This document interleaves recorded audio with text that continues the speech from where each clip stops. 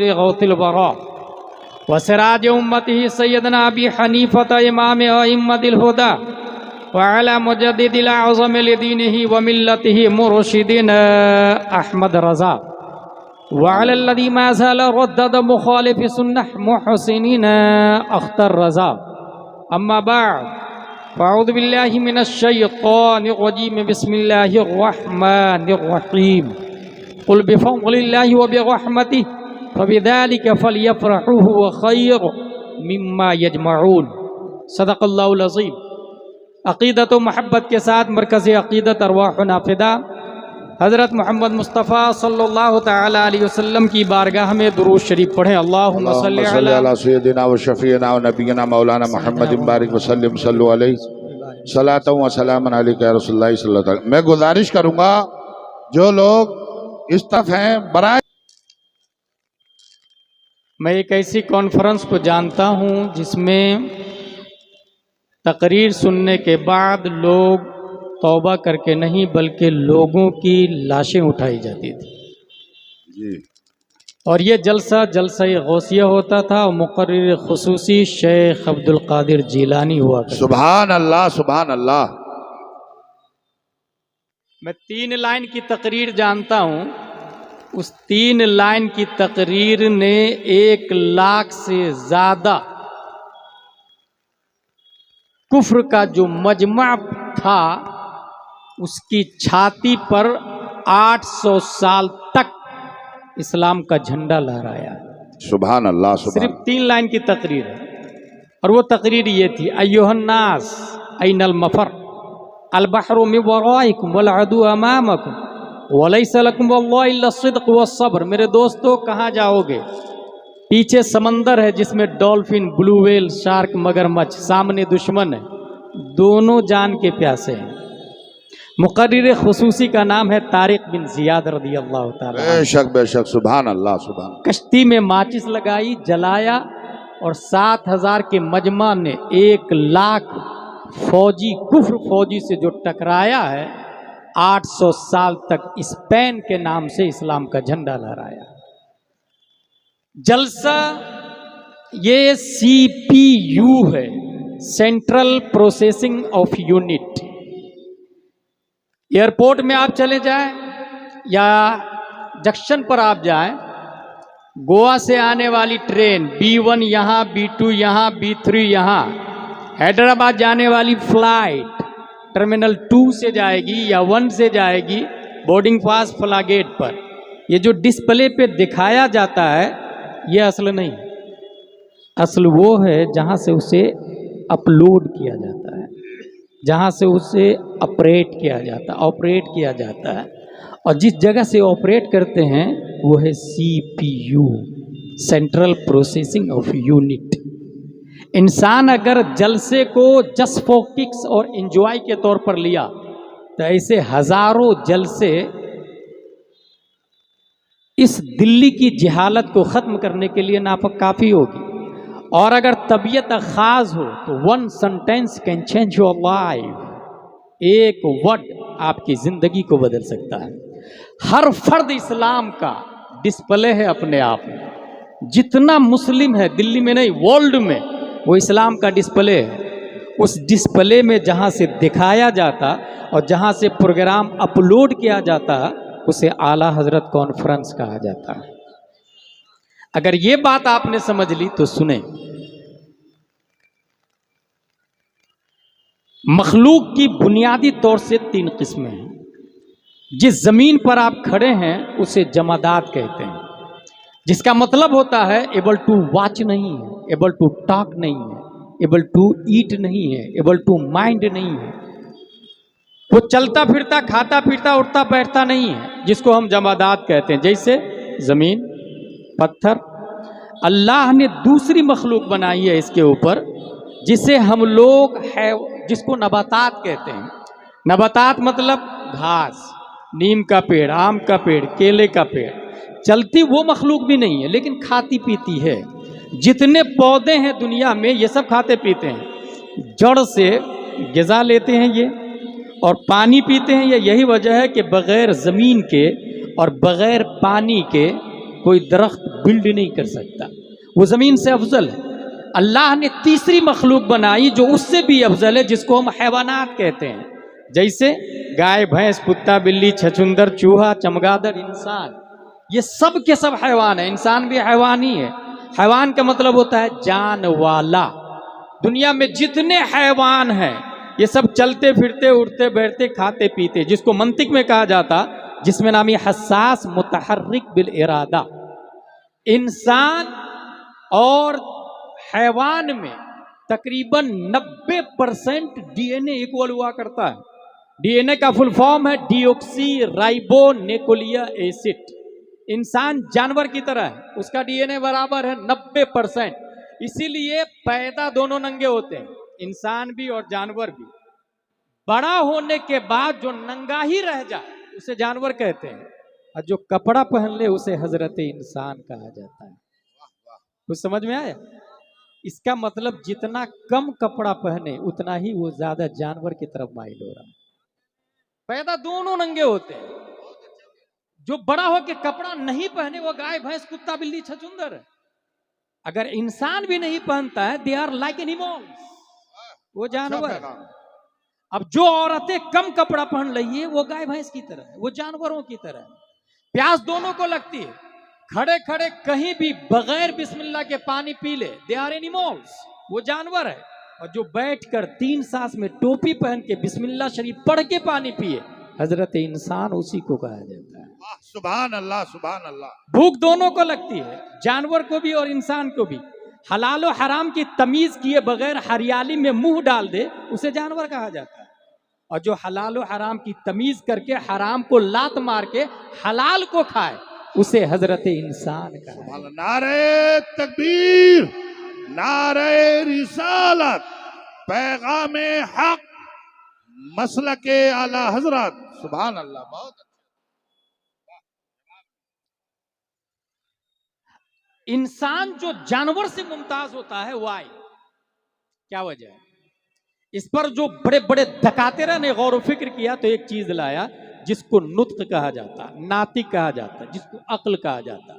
अक्ल की बुनियाद पर इंसान जानवरों से मुमताज है। आज तक कोई भैंस अपने लिए पैंट शर्ट नहीं सिलाया होगा, मगर इंसान सिलाता है अक्ल को इस्तेमाल करके। अक्ल क्या है? साइंटिस्ट ने इसके हवाले से लिखा है, अक्ल जस्ट लाइक रबर, वो फैलता चला जाता, फैलता चला जाता, और छोड़े तो वहीं आ जाता है जहां से वो चला था। जैसे फुग्गा वगैरह फुगाते हैं तो फैलता चला जाता है। अक्ल के बारे में साइंटिस्ट ने यह लिखा है कि 100 बिलियन न्यूरॉन्स है और 100 ट्रिलियन कनेक्शन माइंड के अंदर। बिलियन न्यूरॉन्स, वायर कनेक्शन, जोड़, जस्ट लाइक टेक्समो की मोटर।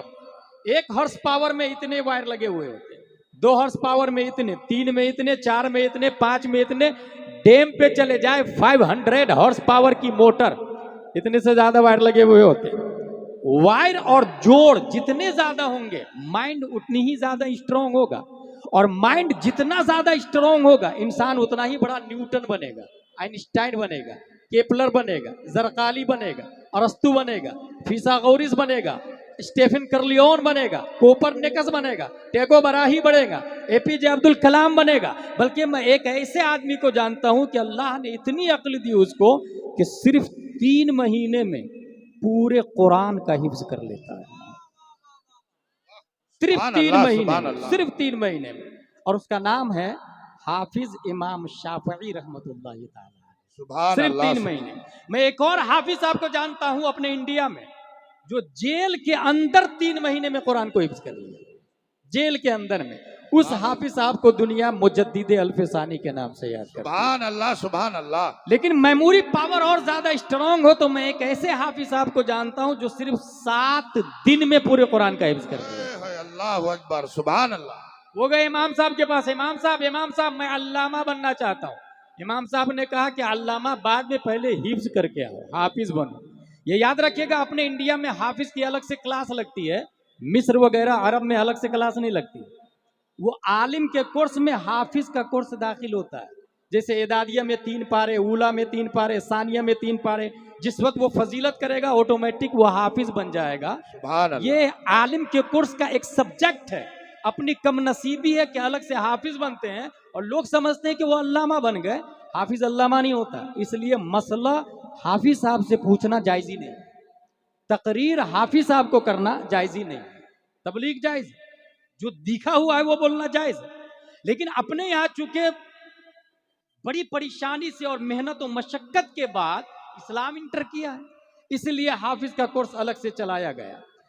हाफिज साहब बनने के लिए इमाम साहब ने कहा कि अल्लामा बाद में पहले हाफिज साहब बन के आओ। वो बच्चा गया, 1 दिन 2 दिन 3 दिन 4 दिन 5 दिन 6 दिन 7वां दिन हाजिर, हजरत मैं अल्लामा बनना चाहता हूं। मैंने कहा ना हाफिज बन के आओ, बन गया। तुम 7 दिन में हाफिज बन गए? बोले हाँ हजरत, कर लिया। दुनिया उस बच्चे को इमाम मोहम्मद के नाम से याद करती है, सुभान अल्लाह सुभान अल्लाह। और उस इमाम को दुनिया इमाम आजम अबू हनीफा के नाम से याद करती है। और हैरत होगी, मैं भारत में एक ऐसे आदमी को जानता हूं जिसके मेमोरी पावर का यह हाल है कि वो 7 दिन नहीं, सिर्फ 7 घंटे में हाफिज कुरान बना है। सुभान अल्लाह।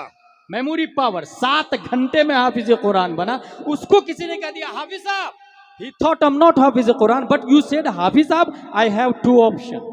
मैं हाफिज नहीं हूं, तुमने हाफिज साहब कह दिया।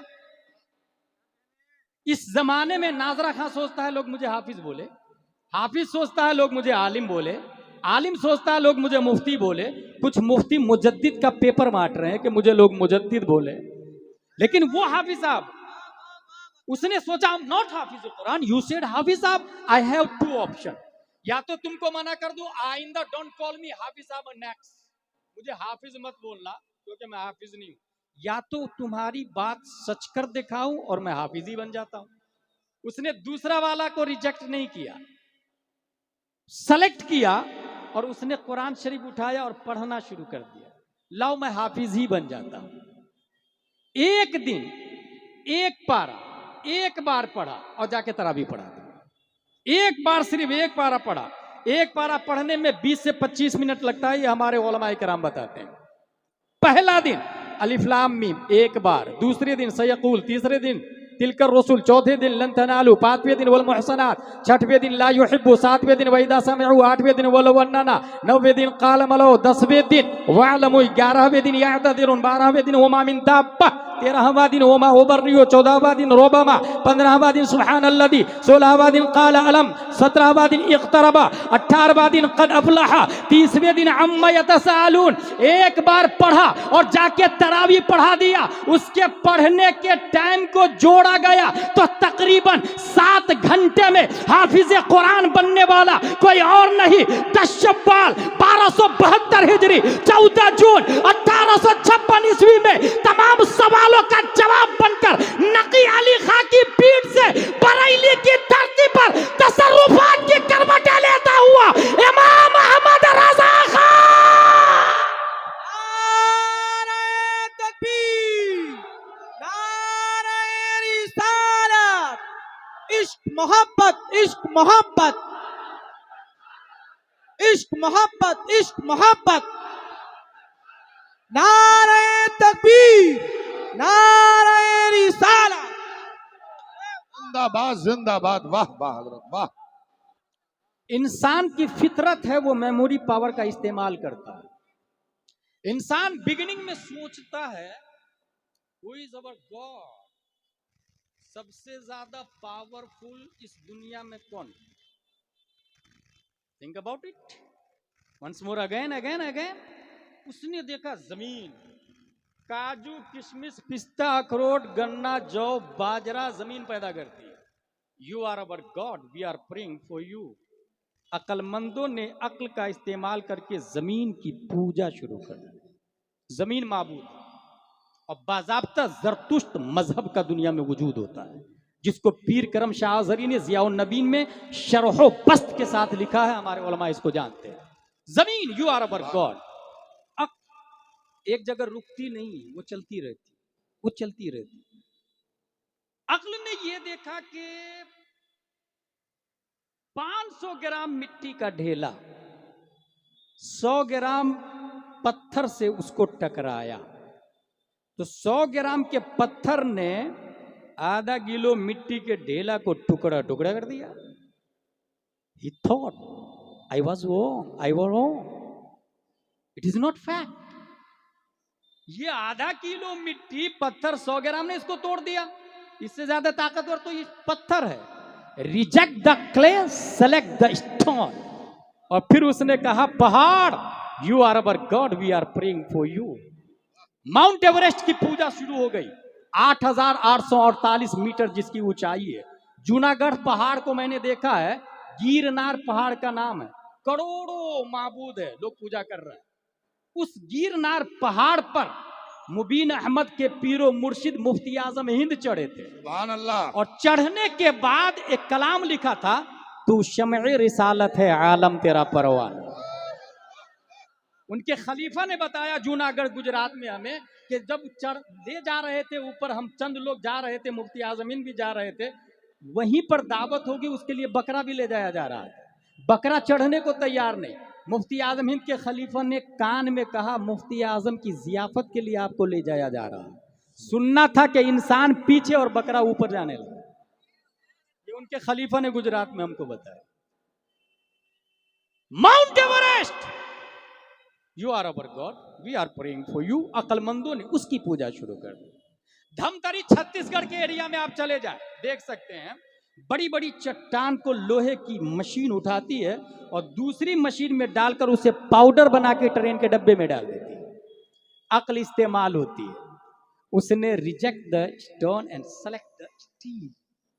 उसने ये देखा पत्थर का बाप तो लोहा है, पत्थर को माबूदियत से खारिज कर दिया, लोहे को सेलेक्ट किया। लोहे की पूजा शुरू हो गई। You are our god, you are powerful, we are praying for you. लेकिन टेक्नोलॉजी का दौर बढ़ता है। लोहा को मियां फिल्मिया से ज्यादा टेम्परेचर पर आप रखे तो चंद मिनटों में लोहे को आग पिघलाकर सयाल मादा बनने पे मजबूर कर देती है। लोगों ने लोहा को छोड़ दिया और फायर को सिलेक्ट किया, आग को सिलेक्ट किया और आग की पूजा शुरू हो गई।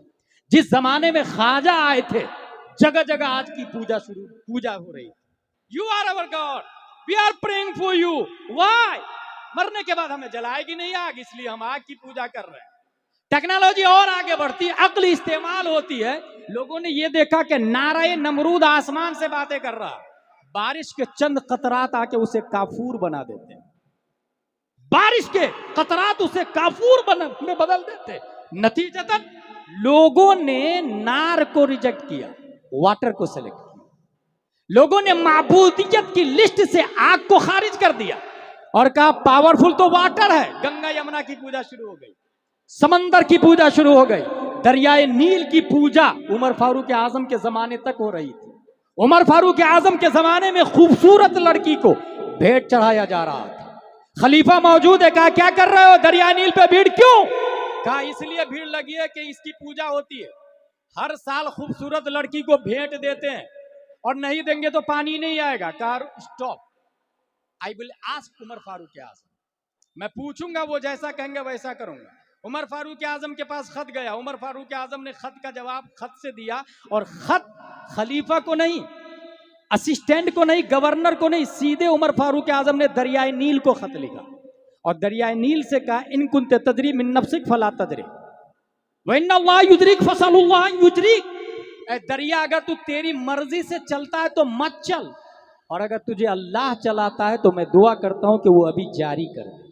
ये खत दरियाए नील का पढ़ना था कि जब से जारी हुआ है आज तक दोबारा सूखा नहीं। लोगों ने वाटर की इबादत शुरू कर दी। समंदर, you are our God, Chhath Puja, ये वाटर के पावर को देखकर लोगों ने सजदा किया। पानी, तू सबसे ज्यादा महान है, हम तेरी इबादत करते हैं। लेकिन आइंस्टाइन का जमाना आया, न्यूटन का जमाना आया, उसने ये बताया सूरज की रोशनी धरती पर 8 मिनट कुछ सेकंड में पहुंचती। उसने ये भी बताया बारिश क्यों होती है। सूरज अपनी शुआ को सतह आबे बहर पर बैठाता है तो समंदर का पानी भाप बन के ऊपर उड़ना शुरू कर देता है। अक्ल इस्तेमाल होती है और अक्लमंदों ने यह कहा नहीं, पानी ज्यादा ताकतवर नहीं है, पानी को तो भाप बना के सूरज ऊपर उड़ा लेता है, लिहाजा सूरज खुदा है। इबादत सूरज की होनी चाहिए। बड़े बड़े अक्लमंदों ने सूरज की इबादत की। सूरज के बारे में साइंसदानों ने यह कहा, our galaxy is made up one star that is sun and 8 planet Mercury, Venus, Mars, Jupiter, Saturn, Uranus, Neptune, Pluto and 146 moons. हमारी गैलेक्सी में सबसे बड़ा सूरज है। सूरज के बारे में साइंसदानों ने यह भी लिखा कि 3,33,000 गुना ज्यादा वजन है सूरज का धरती की बनिस्बत। 3,33,000 गुना। साइंसदानों ने यह भी लिखा कि ऐसी ऐसी 13 लाख जमीन सूरज के अंदर फिट हो सकती है। 13 लाख जमीन सूरज में फिट हो जाएगी। इतना बड़ा है सूरज। जब माहौल यह है, लोग सूरज को सबसे बड़ा मानते हैं। न्यूटन भी, आइंस्टाइन भी। ऐसे माहौल में जब न्यूटन के नजरियात, आइंस्टाइन के नजरियात पैदाइश से पहले कुफ्र की शक्ल में सूरज को सबसे बड़ा माना जा रहा था, रब्बे कदीर की मशीयत को कुफ्र पर जलाला था। 571 ईस्वी अब्दुल्ला की पीठ से, आमिना के बतन से, मकामे बैदा पीर के दिन सुबह सादिक मक्के की धरती पर अब्दुल्ला की पीठ से, आमिना के बतन से जाते मुस्तफा को पैदा किया। और हमारे नबी ने मकामे सहबा में अली की नमाज की खातिर सूरज पर अपनी हुकूमत का सिक्का चलाया और कहा पलट। नारे तकबीर, नारे रिसालत, सरकार की आमद, सरकार की आमद, मसलके आला हजरत, नारे तकबीर।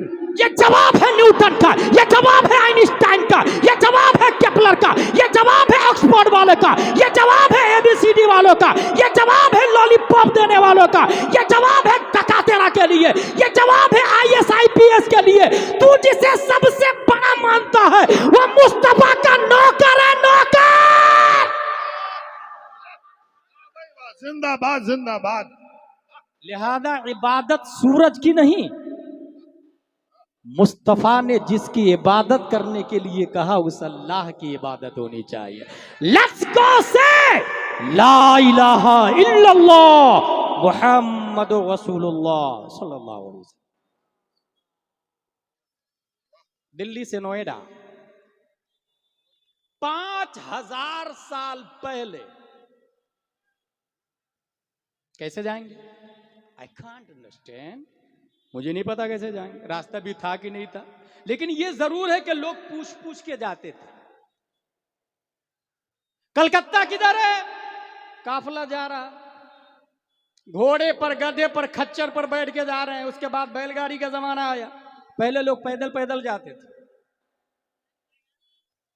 भाई साहब, कलकत्ता में जा रहा हूं, रास्ता ठीक है ना? बोले हाँ ठीक है। आगे कुछ दूर जाके एक काफिला आ रहा था। कहां जा रहा है? कहा कलकत्ता। रॉन्ग वे, यहां से लेफ्ट ले लीजिए। लेफ्ट में मुड़ जाता था। लेकिन इस वक्त हाईवे बन चुका है। हाईवे बनने के बाद अपाची वाला, फॉर्च्यूनर वाला, ऑडी वाला, टोयोटा वाला, अल्टो वाला, सफारी वाला, एक्टिवा वाला, स्प्लेंडर वाला अगर खेत से लेके मोटरसाइकिल जाए और ये कहे मैं कलकत्ता जा रहा हूं, he is not genius, he is idiot, nonsense, bullshit.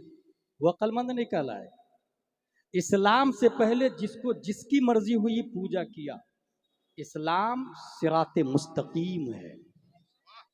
अक्ल को जिस ट्रैक पे चलना चाहिए उस ट्रैक का नाम सिराते मुस्तकीम है।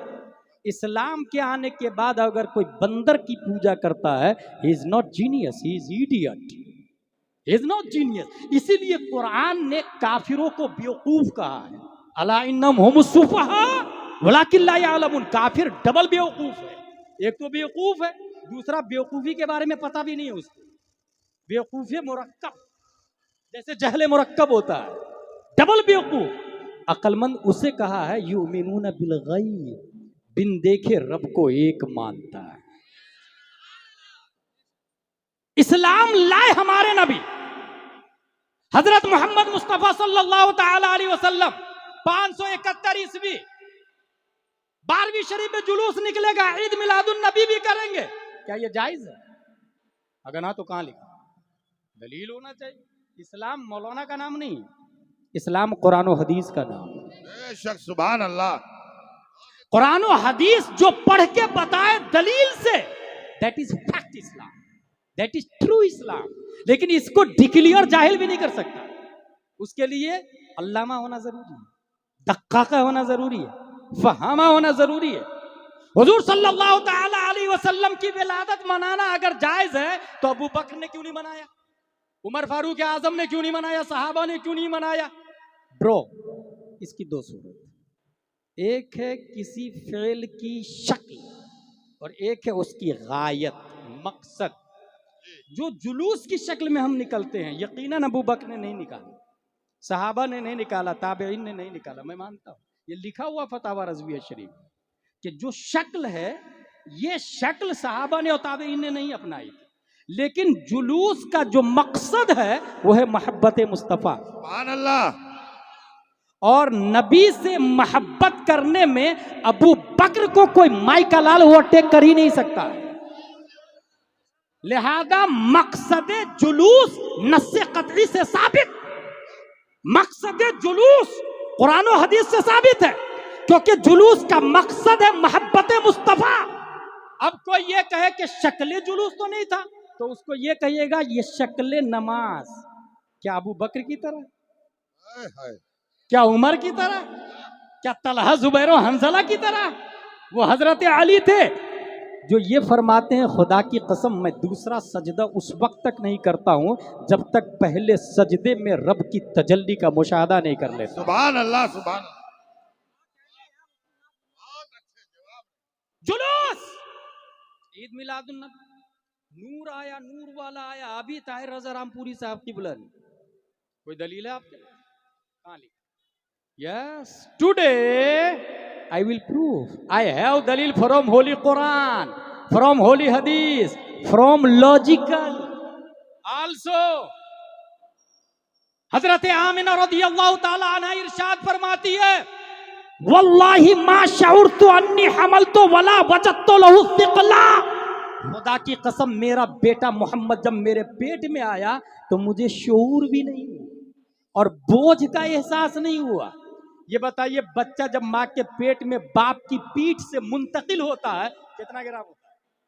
धीरे धीरे बढ़ता चला जाता है, 100 ग्राम, 200, 300, 500, 1000, 100, 1500, 1.5 किलो, 2 किलो, 2.5 किलो तक का बच्चा पैदा होता है। और जूं जूं बच्चे का वेट बढ़ेगा माँ का पेट भी बढ़ता और बोझ भी बढ़ता है, इसीलिए माँ को हामिला कहा जाता है इस पोजीशन में। और हामिला का मतलब ही होता है बोझ उठाने वाली, हमल बोझ को कहते हैं, हामिला बोझ उठाने वाली। हामला अरबी में ट्रक को कहा जाता है, पैसेंजर गाड़ी को नकला कहते हैं और बोझ वाली गाड़ी, बोझ उठाने वाली गाड़ी को अरबी में हामला कहते हैं। हामिला बोझ उठाने वाली, मगर हजरत आमिना का वर्ड है वल्लाहि मा शऊरतु अन्नी हमलतु वला वजदतु लहु सिक़ला, मुझे बोझ का भी एहसास नहीं और हमल का भी शऊर नहीं। बात ये समझ में नहीं आ रही है, दूसरी माएं बोझ की वजह से चल फिर नहीं पाती, मगर हजरत आमिना फरमा रही है मुझे बोझ का एहसास नहीं है। हमने जब आइंस्टाइन की थ्योरी को पढ़ा तो समझ में आया सबसे ज्यादा लाइट वेट रोशनी है, रोशनी। अब बात समझ में आई, हजरत मुस्तफा माँ के शिकम में है, बोझ का एहसास इसलिए नहीं है कि बोझ जिस्म का होता है और हमारे नबी सरापा नूर है। सुभान अल्लाह, सुभान अल्लाह, सुभान अल्लाह। नारे तकबीर, नारे रिसालत, सरकार की आमद, सरकार की आमद। सुभान अल्लाह। सच की क्या आलम है, विलादत के वक्त कितनी माएं दम तोड़ देती है, मगर हजरत आमिना फरमाती है जब मेरा बेटा मोहम्मद पैदा हुआ तो मुझे जर्रा बराबर तकलीफ नहीं हुई, ऐसा लगा जैसे बदन से नूर निकला है। यहीं से ये पता चला कि तकलीफ वो देता है जो जहमत होता है, तकलीफ वो देता है जो जिस्म होता है, तकलीफ वो देता है जो मटेरियल होता है। मगर हमारे नबी पैदा हुए, माँ को जर्रा बराबर तकलीफ नहीं हुई। गुलाम जिलानी अज़हरी ने गौर व फिक्र करना शुरू किया कि आखिर वजह क्या है, तो जवाब मिला कुरान शरीफ 17वां पारा, वमा अरसलनाका इल्ला रहमतल लिल आलमीन। जो इंसान, जो रसूल रहमत आलम बनकर आ रहे हो, वो जहमत वालिदा कैसे बन सकते हैं? वाह वाह, सुभान रहमत अल्लाह। आलम बनकर आ रहे हो, वो रहमत वालिदा कैसे बन सकते हैं? साबित हो रहा है हमारे नबी सल्लल्लाहु अलैहि वसल्लम नूर है। और आगे चलिए, मैं लॉजिकल दलील देता हूँ। इंसान दिल्ली में रहता है, तरक्की करता है, एजुकेशन हासिल करता, बरतानिया सेटल हो जाता है, अमेरिका जाता है। समटाइम ऐसी है, सब कुछ है, 5 मिनट की मसाफत पर हॉस्पिटल है, हर चीज की फैसिलिटी है, मगर तन्हाई में किनारे में बैठ के रो रहा है। Hey bro, why are you crying? क्यों रो रहा भाई? उसने कहा माँ की याद आ रही, गांव की याद आ रही, दिल्ली की याद आ रही, ब्रह्मपुरी की याद आ रही। व्हाई? सब कुछ है, America super power, VIP life है, मगर कोने में बैठ के रो रहा है क्योंकि वो गली याद आ रही है जिसमें खेला है, वो दरख्त याद आ रहा है जिस पे बचपन में झूला झूला है, वो दोस्त याद आ रहे हैं जिसके साथ खेला है, वो मकान, वो मोहल्ले, वो सब चौराहे याद आ रहे हैं। इसका मतलब नेटिव पैलेस का लाइफ में बहुत अहम रोल होता है। बाय नेचर, नेचुरली वो उधर माइल होता है। जो लोग देहातों में गाय भैंस को चराते हुए देखा होगा, या बैल खेत में ले जाके जब खेत जोतते हैं, उसे ले जाते समय सिमत बताना पड़ता है, इधर चलो, लेकिन वापस जब छोड़ देना जानवर को, सीधा अपने खूंटे पे आके रुकता है, अपने खूंटे पे आके। जानते हैं क्यों? नेटिव पैलेस, नेचुरली जिस खूंटे से बंधता है उसका माहौल उसका नेटिव हो जाता है, नेबर हो जाता है। अब सवाल यह है, हमारे नबी का नेटिव पैलेस क्या है? हमारे नबी का वतन असली क्या है? अगर भोपाल से लेके दिल्ली वाला कोई पूछे तो बताइएगा। अगर वो ये जवाब दे, डुप्लीकेट मरकज वाला ये जवाब दे कि नबी का नेटिव पैलेस मक्का है, कहिएगा रॉन्ग, क्योंकि नबी पहले पैदा हुए, मक्का बाद में बना। सुभान अल्लाह, सुभान। अगर वो ये कहे नबी का नेटिव पैलेस मदीना है, दैट इज रिजेक्टेबल। मदीना बाद में बना, नबी पहले पैदा हो चुके हैं। नबी का वतन असली जन्नत है, मैं नहीं मानता। जन्नत बाद में बनी है, नबी पहले पैदा हो चुके हैं। नबी का वतन असली अर्श आज़म है, रिजेक्टेबल, क्योंकि अर्श आज़म बाद में बना, नबी पहले पैदा हो चुके हैं। गौर करेंगे तो इस नतीजे पर पहुंचेंगे, कायनात में कोई शय नहीं है, अल्लाह ने सबसे पहले हमारे नबी के नूर को पैदा किया है। फिर वो नूर रहता कहाँ था? जन्नत थी ही नहीं, आसमान था ही नहीं, जमीन थी ही नहीं, मक्का था ही नहीं, मदीना था ही नहीं, लामका था ही नहीं, कुछ भी नहीं था। तो सवाल होगा, हमारे नबी रहते कहाँ थे? जवाब मिलेगा, अल्लाह ने नबी के नूर को पैदा करके कुर्बे खास में रख लिया था। कुर्बे खास में साबित हुआ नबी का वतन असली कुर्बे मौला है, कुर्बे मौला। नबी का नेटिव पैलेस कुर्बे मौला है। अब जरा दिमाग को ब्रेक दीजिएगा। 1687 ईस्वी में न्यूटन साइंटिस्ट का नजरिया आता है कि जमीन के अंदर ग्रेविटी है, जमीन के अंदर कशिते तिकल है। जो पत्थर जमीन से ऊपर फेंकते हैं वो रिटर्न जमीन पर क्यों आता है? क्योंकि जमीन के अंदर ग्रेविटी है। और ये नजरिया उस वक्त दिया जब उसके सर पे गार्डन में APPLE एप्पल गिरा था। उसने सोचा ये सेब नीचे क्यों गिरा, और वो भी लेफ्ट राइट, अलग दाएं बाएं नहीं, सीधा बीच में क्यों गिरा। उसने सोचते सोचते ये थ्योरी दुनिया को लॉन्च कर दिया कि जमीन के अंदर ग्रेविटी है, और जो चीज जमीन की जिन्स से होगी वो रिटर्न जमीन पर आ जाएगी। अब जरा दिमाग को यहां लगाए, हमारे नबी को रब ने पैदा किया और कुर्बे खास में रख लिया, कुर्बे खास में। और रब का कुर्ब भी नूरुन अला नूर है, मौला का कुर्ब भी नूरुन अला नूर है। साबित हुआ नबी का वतन असली कुर्बे मौला है। जब कुर्बे मौला वतन असली है तो उस नबी को मक्के में 571 ईस्वी में पैदा होने में 9 महीने तो लग सकते हैं, मगर यही नबी जब मक्का से वतन असली को जाते हैं शबे मेराज में, तो 9 महीना नहीं लगा, 1 महीना नहीं लगा, 1 हफ्ता नहीं लगा, 1 दिन नहीं लगा, 1 सेकंड के कई टुकड़ों में उस इससे भी कम में हमारे नबी गए, वापस आए, क्योंकि वजह यह है नबी का वतन असली कुर्बे मौला है। आने में टाइम लग सकता है, जाने में टाइम नहीं लगता। और ये मैं नहीं, मेरे रजा, अच्छे रजा, प्यारे रजा, आशिक रजा, फासिल रजा, इमाम अहमद रजा इस मोमेंट की तर्जमानी करते तो कलम से कहते हैं, लिख, हिजाब उठने में लाखों पर्दे, हर एक पर्दे में लाखों जलवे, अजब खड़ी थी कि वस्ल फुरकत, जन्म के पिछड़े गले मिले थे। वही है अव्वल, वही है आखिर, वही है जाहिर, वही है बातिन, उसी के जलवे, उसी से मिलने, उसी से उसकी तरफ गए। नारे तकबीर, नारे रिसालत, सरकार की आमद, नूर की आमद, हुजूर की आमद। नारे तकबीर, नारे रिसालत, नारे गौसिया, फैजाने गरीब नवाज, मसलके आला हजरत। सुभान अल्लाह, सुभान अल्लाह, वाह, जिंदाबाद। हमारे नबी सल्लल्लाहु तआला अलैहि वसल्लम वजह तख्लीके कायनात, नबी के नूर से, इस पर पूरी मेरी ये तकरीर है बिग बैंग थ्योरी के नाम से। पूरी एक तकरीर है कि नबी के नूर से दुनिया की तख्लीक कैसे हुई है। उसको मैं नेक्स्ट टाइम के लिए मौखर करता हूँ। हुजूर सल्लल्लाहु तआला अलैहि वसल्लम की सबसे बड़ी ताकत व कुव्वत और नबी का सबसे बड़ा मुअजिज़ा कुरान शरीफ, हुजूर सल्लल्लाहु तआला अलैहि वसल्लम का सबसे बड़ा मुअजिज़ा। और जो शख्स कुरान शरीफ और हदीस शरीफ को पढ़ेगा वो हुजूर सल्लल्लाहु तआला अलैहि वसल्लम से बेपनाह मोहब्बत करता हुआ चला जाए। जितना ज़्यादा इल्म होगा उतनी ही ज़्यादा मोहब्बत होगी, और जब मोहब्बत नहीं होगी तो इल्म जितना ज़्यादा हो वो इब्लीस की तरफ माइल होता चला जाएगा, वो करीब चला जाएगा। मैं एक बात बता दूं मेरे भाई, इस वक्त बरेली शरीफ में मुफ्ती शमशाद साहब क़िबला ने एक तकरीर की कि इंसान दुनिया के किसी खित्ते का रहने वाला हो, जब तक मसलके आला हजरत को नहीं मानता हम उसे पक्का मुसलमान मानने के लिए तैयार नहीं है।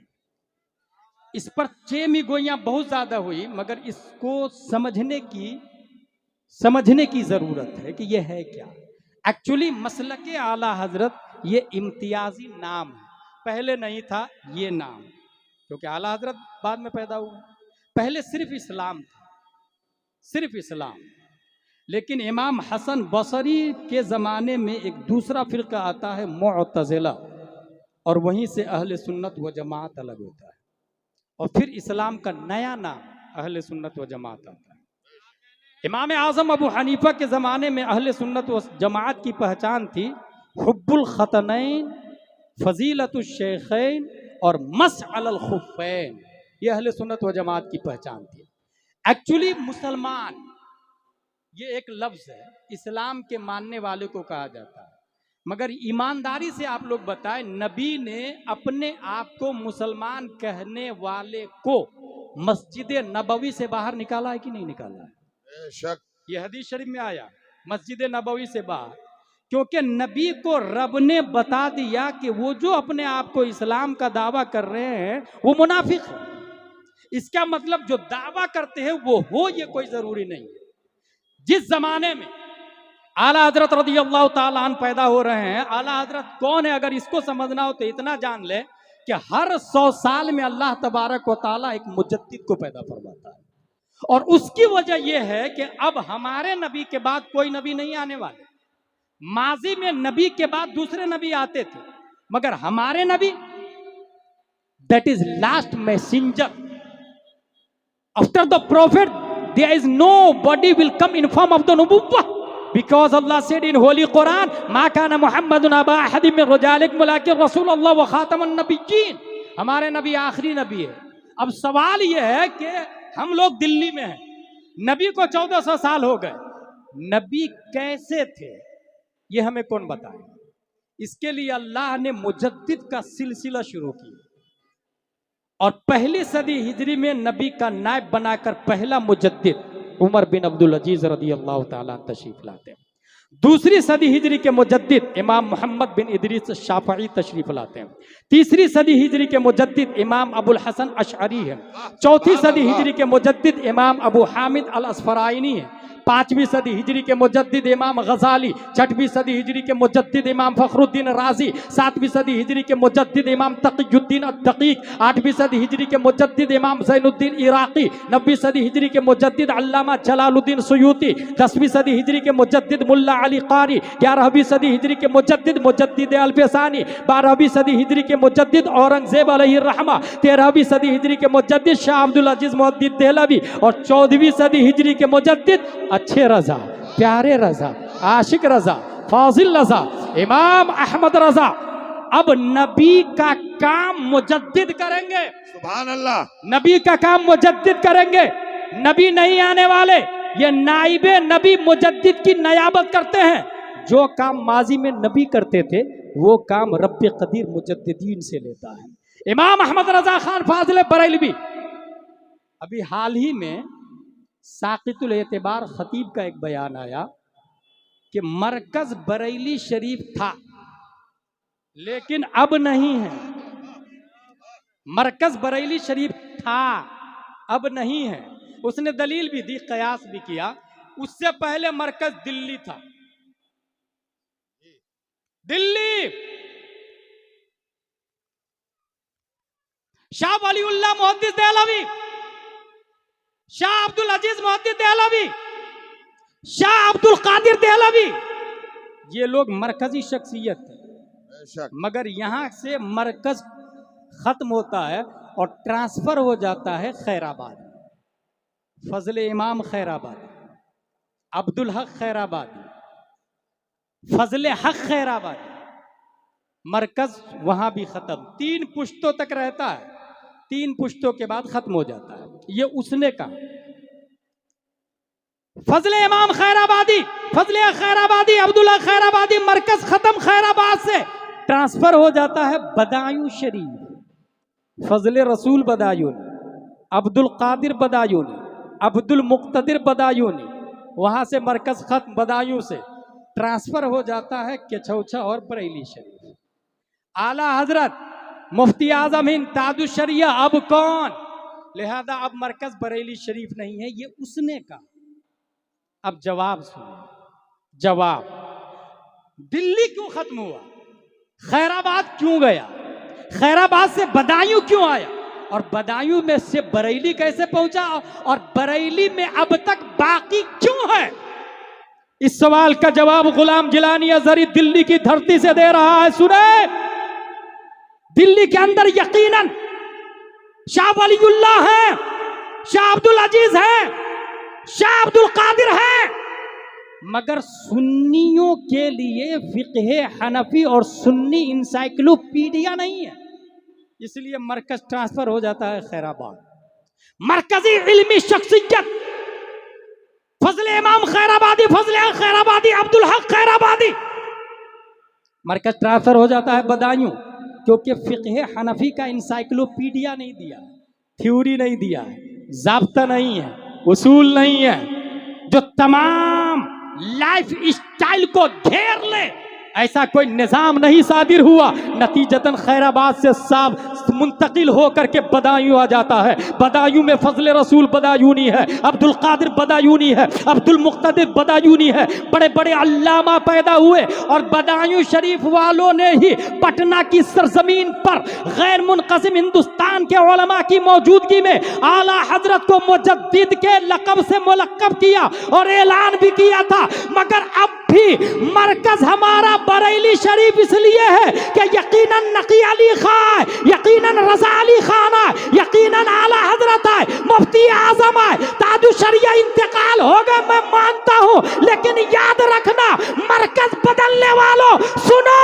आला हजरत जाने से पहले फतावा रज़विया दे करके गए हैं, जाने से पहले कंजुल ईमान दे करके गए हैं, जाने से पहले अद-दौलतुल मक्किया दे करके गए हैं, जाने से पहले इज़ाअतुल ऐब दे करके गए हैं, जाने से पहले अल्लुलुल मकनून दे करके गए हैं, जाने से पहले किफ़लुल फ़क़ीहुल फ़ाहिम फी अहकाम क़िरतासिद दराहिम दे करके गए, जाने से पहले ताजुशरिया फतावा ताजुल ताजुशरिया दे करके गए हैं। ताजुशरिया का इंतकाल हुआ है, फतावा ताजुशरिया जिंदा है।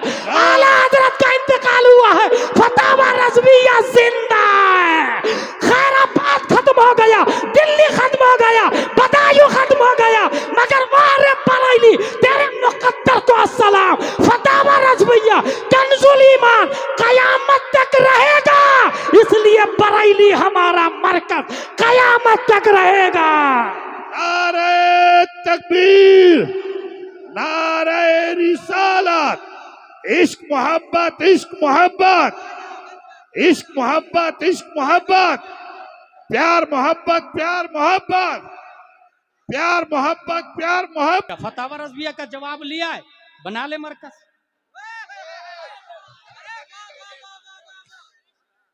कंजुल ईमान का जवाब लिया है, बना ले मरकज। और मैं जानता हूं तेरा बाप भी कंजुल ईमान का जवाब नहीं ला पाएगा, क्योंकि तेरे बाप दादा ने फतावा रज़विया की वजह से आला हजरत को मरकज माना है। और मसला के आला हजरत का नारा हम तो अभी लगा रहे हैं, तेरे बाप दादा ने 100 साल पहले लगाया था। नारे रिसालत, मसलके आला हजरत, मरकज हमारा, मरकज हमारा, बरेली शरीफ मरकज हमारा, मरकज हमारा। नारे तकबीर, नारे रिसालत, इश्क मोहब्बत, इश्क मोहब्बत, इश्क मोहब्बत, इश्क मोहब्बत। नारे तकबीर। शायर इस्लाम ताहिर रजा भाई, ईमानदारी से बताए, कुछ भी मुबालगा कर रहा हूं मैं, हकीकत पर मबनी बात बोल रहा हूं मैं। पूरे हिंदुस्तान में फतावा रज़विया का जवाब है, कंजुल ईमान का जवाब है।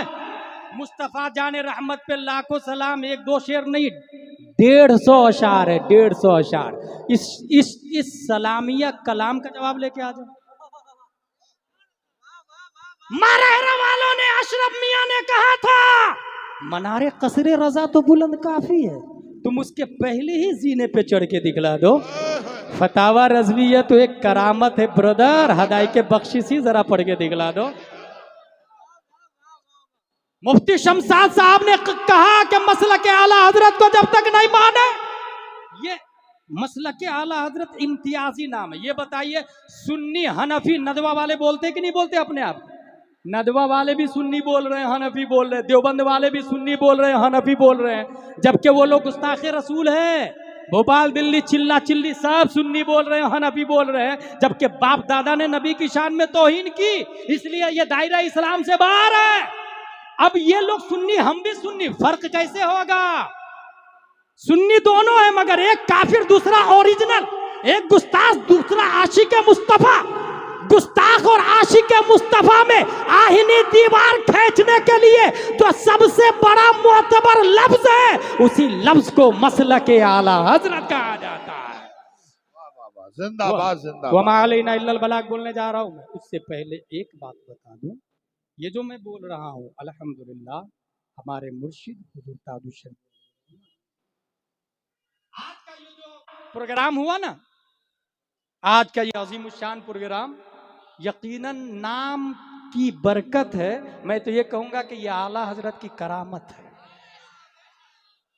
ये मुफ्ती आजम हिंद के मुरीद है, और मैंने हिंदुस्तान और आउट ऑफ इंडिया भी देखा है, जो मुफ्ती आजम हिंद का मुरीद होता है वो ओरिजिनल सुन्नी बन जाता है, और इस जमाने में जो ताजुशरिया का मुरीद होता है वो ओरिजिनल सुन्नी बनता नजर आता है।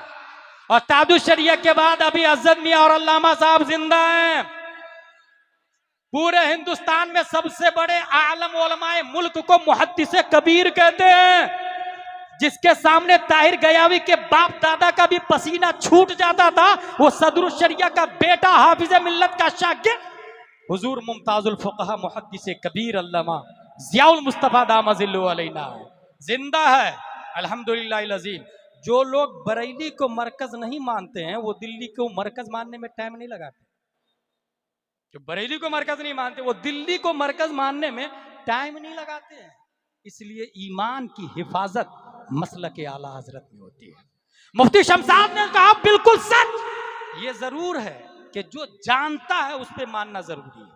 किसी भी मुल्क का रहने वाला जानता है, जानना की शर्त होगी उसमें, जानता है तो मानना जरूरी है, क्योंकि इम्तियाजी नाम है। और ये सब दलाइल जो मैंने बोला कुरान और हदीस की रोशनी में, ये दिल्ली में कैसे नाफिज होगा? एक बात बताऊं आप लोग को, अंडर ऑफ बुक की बात बताऊं, किसी को बताइएगा मत।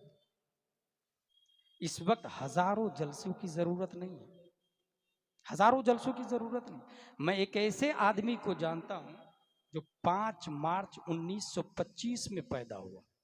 5 मार्च 1925 में एक आदमी पैदा होता है, अकेला वो आदमी लंदन में वर्ल्ड इस्लामिक मिशन बनाता है, दिल्ली में जामिया हजरत निजामुद्दीन औलिया बनाता है, अकेला वो आदमी बेंगलोर में जामिया हजरत बिलाल बनाता है, कलकत्ता में दारुल उलूम जियाउल इस्लाम टिकिया पारा बनाता है, अकेला वो आदमी पटना में इदारा शरिया बनाता है, अकेला वो आदमी टाटा में फैजुर रसूल बनाता है। दुनिया उस आदमी को अल्लामा अरशदुल कादरी के नाम से याद करते हैं। दुनिया को जलसों की नहीं, एक अल्लामा अरशदुल कादरी की जरूरत है। हजारों गुलाम जिलानी अजहरी काफी नहीं, एक अल्लामा अरशदुल कादरी काफी है। वो कैसे होगा? मस्जिद खूबसूरत बनाने से? नो।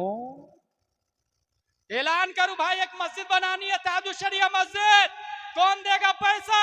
एक आदमी खड़ा हुआ, हजरत पूरे छत का सरिया मेरी तरफ से, ओके नेक्स्ट। दूसरा आदमी खड़ा हुआ, हजरत पूरी सीमेंट मेरी तरफ से। 3 करोड़ की मस्जिद 1 साल में कंप्लीट। अब ये ऐलान करूं, इमाम साहब मुफ्ती रखना है, 30,000 रुपये तनख्वाह, 12 लोग खड़े हो जाए, महीने में 1 महीने की एक साहब तनख्वाह देंगे, साल में 1 बार बारी आएगी, कौन कौन खड़ा होगा? कोई नहीं हाथ उठा। That is point. मस्जिद में करोड़ों रुपया दिया, साल में 30,000 रुपया नहीं दिया। उनके दिमाग में यह बैठा हुआ है कि मस्जिद बनाना सवाब का काम है। कहां लिखा? वमा अलैना इल्लल बलाग से पहले बता दूं ये क्यों हो रहा है? ये इसलिए हो रहा है कि हमारे दिमाग में यह है मस्जिद बनाना सवाब का काम। मेरे भाई, मस्जिद से ज्यादा इमाम पर तवज्जो देना यह सवाब का काम है। मस्जिद साइलेंट है, वायलेंट इमाम है। मस्जिद करोड़ों की हो मगर इमाम नाजरा खां हो तो इनकलाब नहीं आएगा, लेकिन मस्जिद खजूर की छत की हो और इमाम इमामुल अंबिया हो तो मुक्तदी अबू बकर पैदा होते हैं, उमर पैदा होते हैं, तलहा जुबैर और हंज़ला पैदा होते हैं। रब्बे कदीर हमारी मजलिस को कबूल फरमाए, उलमा से मुत्तसिल रहने, उनकी कद्र करने की तौफीक अता फरमाए। वमा अलैना इल्लल बलाग।